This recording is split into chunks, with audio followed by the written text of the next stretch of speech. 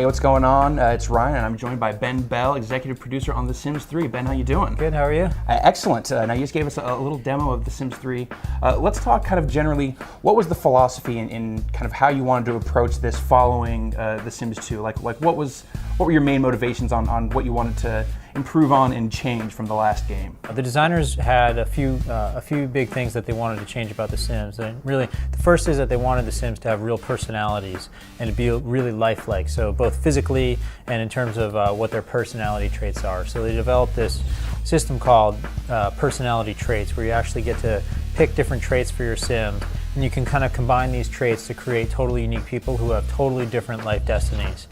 And then the other thing that the team really wanted to do is they wanted to make the game about the destiny of your Sim, the story of your Sim. So the Sims are totally capable of kind of taking care of their basic needs, and really your goal as a player is to keep them in a good mood, to make good things happen for them, or to do whatever the heck it is that you want to do with your characters. Talk about just how a Sim might push back against whatever kind of directives you might give them. The whole setting of the game is this town that the Sims live in, Sunset Valley, and all the other characters in the town are totally alive. So you never know when one of your neighbors might come over your house. Maybe you live next door to that kleptomaniac character, right? And you might find yourself befriending that character, not knowing that they have that personality trait yet, and all of a sudden they're in your house pilfering your stuff. Because of the fact that they have personalities and they're totally alive, you never know what's going to happen. Obviously, building your Sim from scratch has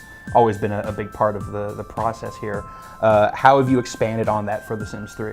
You can customize their faces, but there's just this incredible fidelity now in that aspect. And also, you can customize the Sims physique. So before you could kind of make Sims who are like incredibly thin or kind of normal, but now you can make Sims that are muscular or heavy, anything in between, using these sliders. And then what you can do is with their clothing and everything about their life, we have this feature called Create a Style, right, where you can actually take patterns and directly modify the surface of everything. So you can like customize the pattern on somebody's shirt and then apply it to their shoes, and then apply that pattern to their wallpaper in their car as well, and kind of make their whole life match.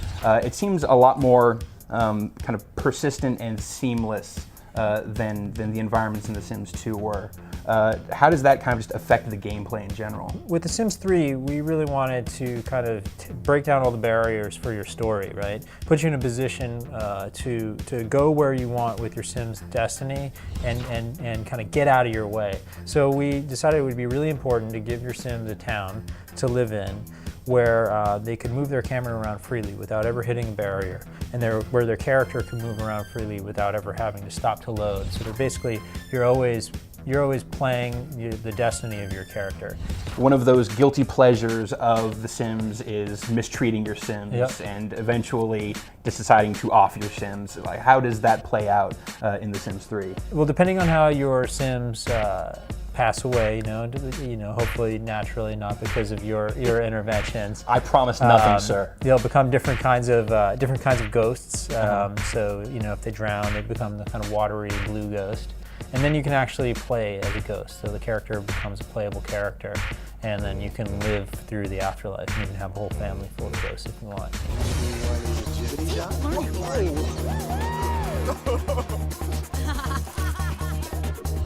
It sounds awesome, Ben.